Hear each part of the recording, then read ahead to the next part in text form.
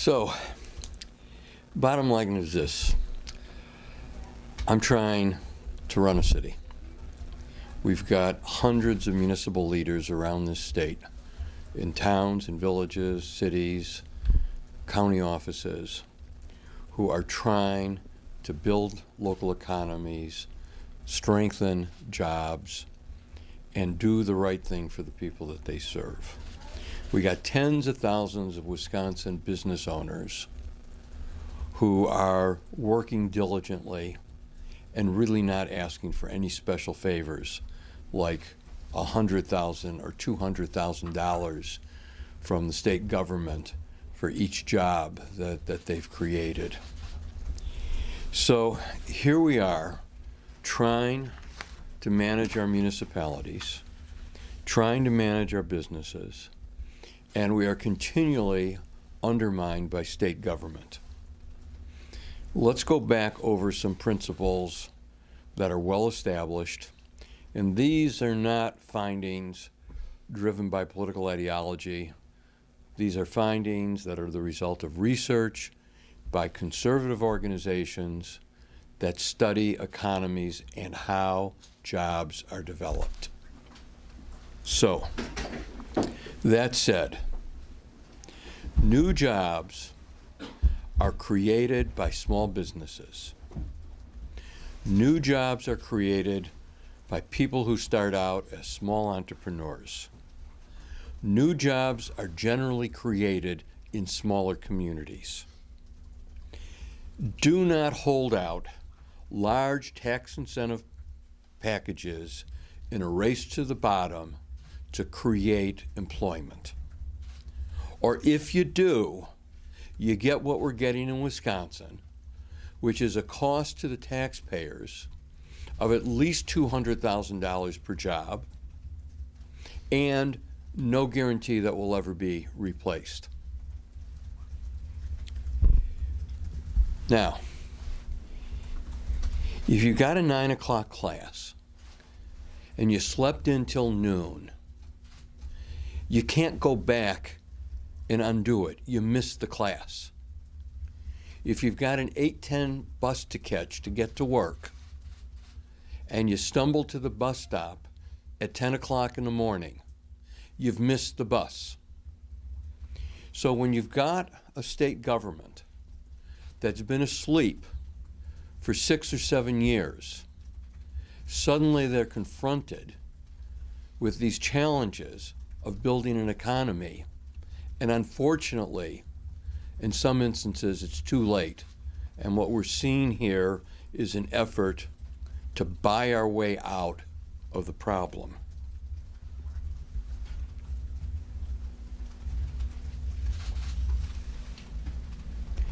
I want to repeat that this practice of providing hundreds of thousands of dollars per job is undermining every honest business in this state. Now, raises a question.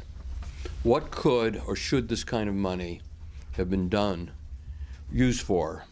How could this have been utilized to really build a Wisconsin economy? Well, first of all, in every region of the state, there could be accelerators like Starting Block. In every region of the state, there can be food hubs. That is, after all, one of the most important parts of the Wisconsin economy, agriculture. And certainly the entire state needs broadband, high-speed broadband. And let me point out that we're not just talking about download speed for gamers or watching Netflix. We're talking about what's critical to business, which is upload speed and the ability to reach customers. We need to link our industries with a changing environment. For example, anyone who's familiar with the insurance industry knows that today's modern insurance company is working very closely with the availability of open source data, is working with satellites. So here we are trying to build an economy, trying to get the trained workforce that employers desperately need, trying to fix the mismatch between the job skills and the demands of these companies. And we are now mortgaging the future for our children and our grandchildren. Millennials ought to be furious. There's been a lot of nonsense. There's been a lot of nonsense about the cost of the $200,000 per job. It's been done with mirrors, smoke, but the real price for this is going to be paid by successive generations, both because of the waste of the money and also because of how it could have been spent. How it could have been spent on, as I'd mentioned before, accelerators, food hubs, broadband, roads, education. If some business in Madison comes to us and says, we want 100,000, 150, 200,000, which is now the bar that's been set by the state government, we're going to simply have to tell them, no mas. We might be able to do a TIF. We might be able to do something in the vicinity of $6,000, $8,000, $10,000 per job. But we are not going to be able, and we will not be a party to a state government that is persistent in mortgaging future generations. So that's what I have to say about that. Weren't you critical of the governor, though, for the Oscar Mayer project not getting some kind of financial package? For not paying attention. Yeah. Not a financial package. Well, how would you have kept for him not in paying Madison? attention. How else would you keep him in the city? Pardon? How else would you keep him in the city? Like, how else would you have been able to keep Oscar Mayer here other than financial packages? I'm not saying that you have to have a financial package. I'm not arguing financial packages. I'm telling you that the answer lies in a different question than the one you're answering. It's preparing for the future.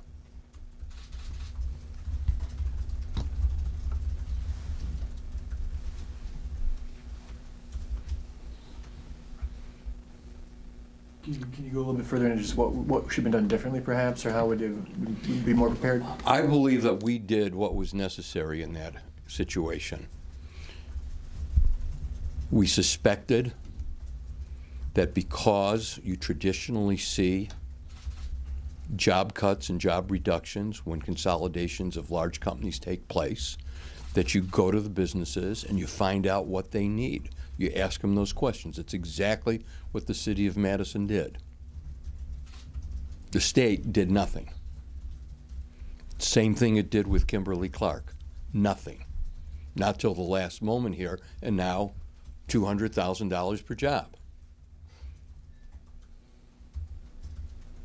And if Oscar Mayer had said, we need $200,000 per job to stay, would you have supported that? No. Absolutely not.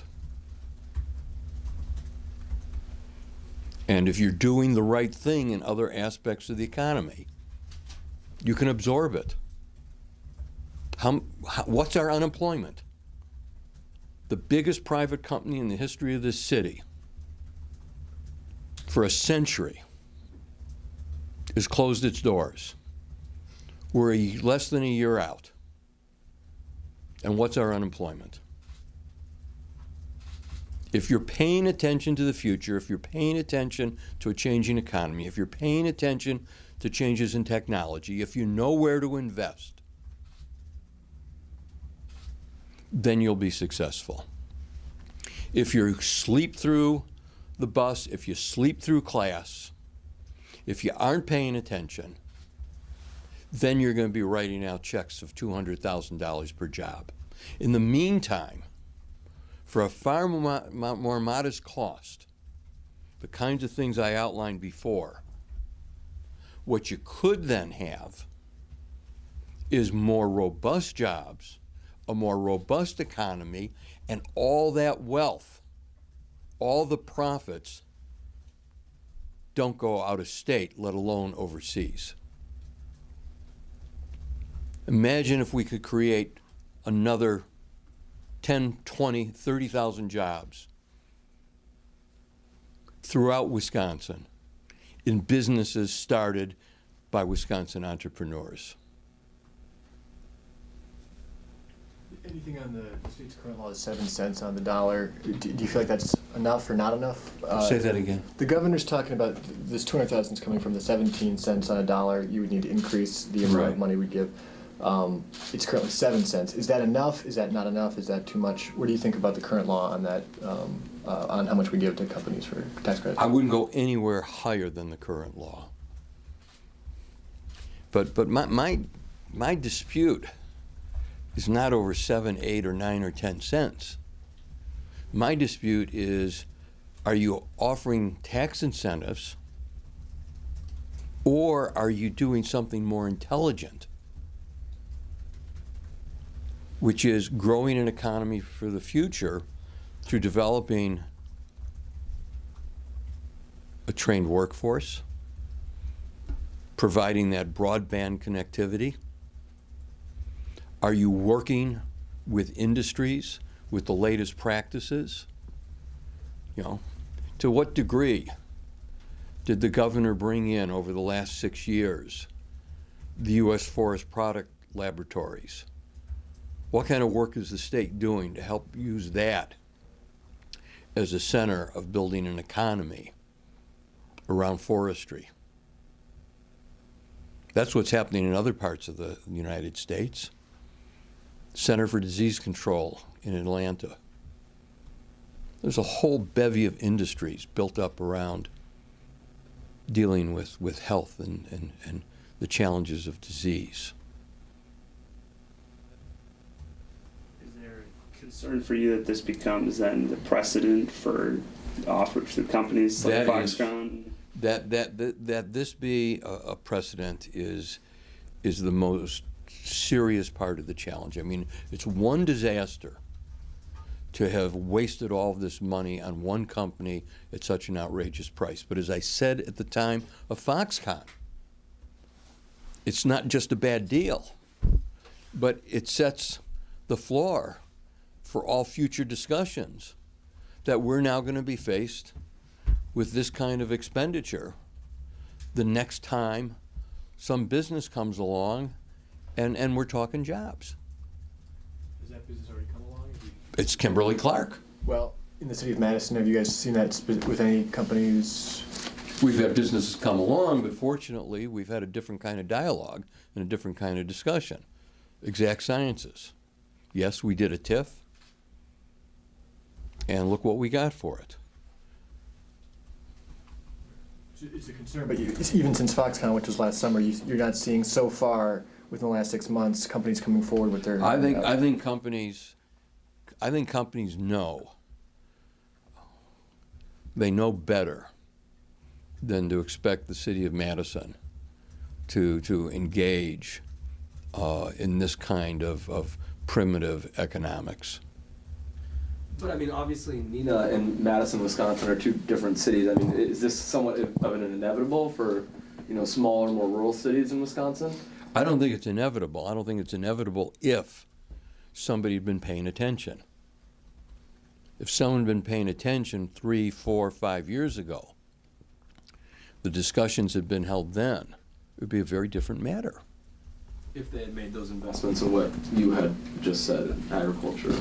If more work had been done in regards to education, in regards to broadband, in terms of transportation, and in this particular industry, in terms of working on everything from nanocellular technologies to simply asking the corporate executives, what is it you're looking for besides outrageous handouts? And can you just kind of elaborate on, what's the role of a local government in making these things successful for businesses? Local governments are very limited and I think it's fortunate, in what we can do financially, because we're just about limited to TIFs. There's not much more that we can do. But in terms of setting the environment, in terms of working to develop that skilled workforce, in terms of creating the kind of place. I mean, keep this in mind. When a CEO is thinking of locating a business, the first thing they're asking is not about taxes. The first thing they're asking, is this a community where I want to raise my family? Is this the community that's going to set a standard where I can attract employees who meet my job requirements? And then what we're going to be looking for is good schools, a clean environment, recreational activities. That's what they're going to be looking for. You know, taxes are down there number 5, 6, 7 on the critical list of what attracts businesses. Number 1, do I have access to an intelligent, trained workforce? And with that comes the education, and with that comes the other amenities and the environmental issues. I mean, these are practices that are so old and so well known. It's just incomprehensible that we've got leaders in state government who don't get it. And that they're mortgaging the future for not 1 but 2 generations is truly tragic. And so, you know, going back to your question about, you know, is 7% or 17% appropriate? We shouldn't get trapped in that discussion. And if I was a resident of a community that was about to lose 200 or 400 jobs, I'd be asking, what's going on with my local economy? Will we be able to absorb it? Are there alternatives? Have the leaders been working to develop a solid economic base with sustainable wages? Those are the kinds of questions, because this is going to continue to happen. We've known for ages, we've known for 30 years that the demand for paper was going to subside, was going to shrink. That didn't mean that there had to be a drop in the demand for wood-based products. We've known for years that a city like Madison could not depend on the private sector like one employer like Oscar Mayer. And so going back to the 70s, we started working on diversifying the economy. And that you see that in so many different ways. The development of the University Research Park, the encouragement of small companies like Epic. Those are all concerns that need to be addressed. I mean, this strikes me as like you're almost making a statement here as a candidate for governor. Can you speak to that idea at all? Just when you're here in your city office. You know, the state makes decisions like this, and it has a profound impact on what we do as municipalities. And we got a governor that's been thoroughly trashing this city for most of his career. And I've been mayor during that period of time. I've had to put up with it. I've had to listen to the broken promises. I've had to sit there and watch the debate between Republicans, between Robin Vos and the governor on transportation. We're desperately trying to expand our public transit system. Our buses are at capacity. We need some assistance. And we've got a state leadership that is undermining us. We're dealing with, I mean, I could go on and on with all these municipal issues. And I'm not going to be silenced as the mayor of this community by his trashing Madison and or myself. And I'm certainly, when he undermines our economy, I'm certainly going to speak up. I mean, when he did this Foxconn deal, it hurt the entire state. And I said at the time, all it's going to do is create an additional demand for that kind of subsidization. Didn't know it would come within less than 6 months of the Foxconn deal, but here it is.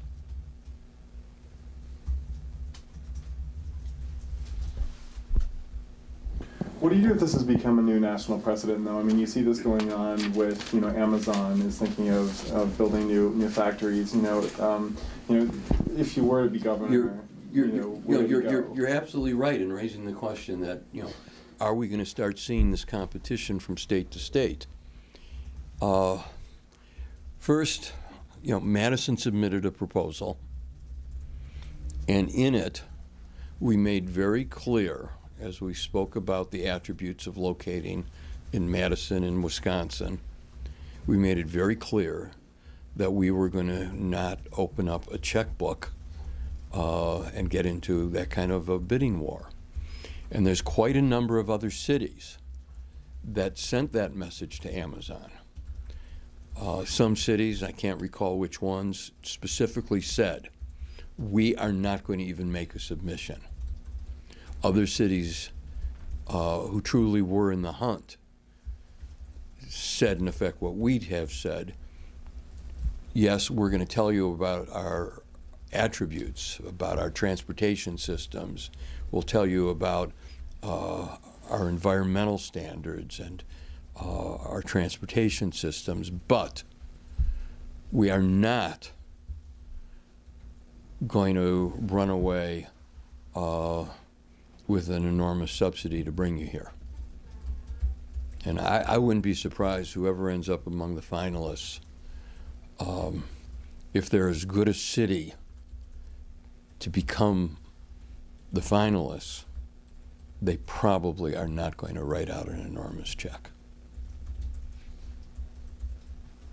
Hopefully they won't. Yeah.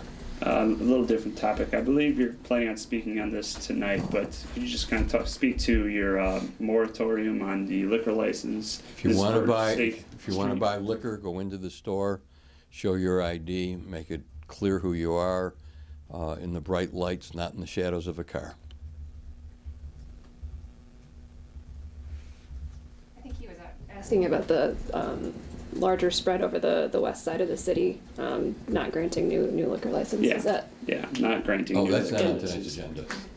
That's not on tonight's agenda. Okay. So, anything else? Okay, thank you.